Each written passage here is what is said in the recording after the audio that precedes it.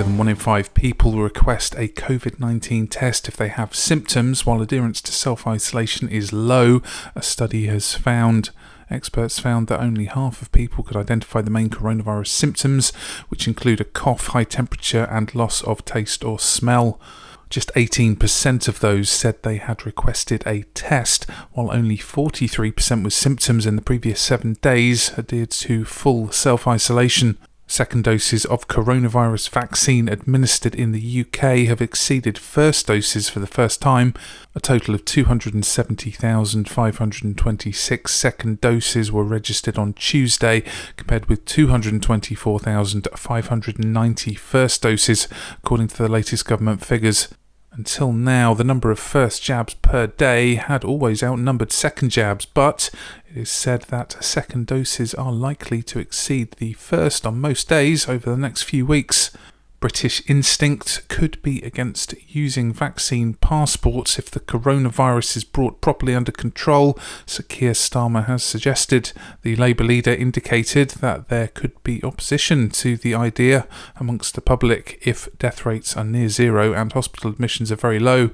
It comes as hospitality and retail bosses warn that the use of vaccine passports or certification for customers entering venues could face legal concerns and create enforcement problems for businesses.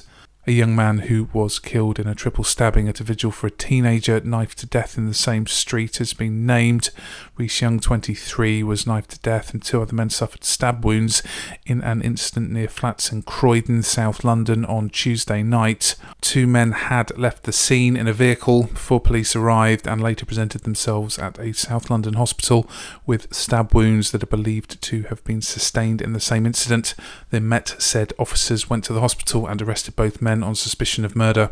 Police investigating the disappearance of student Richard Okorogheye are conducting searches in Essex after a new confirmed sighting last placed him in the area.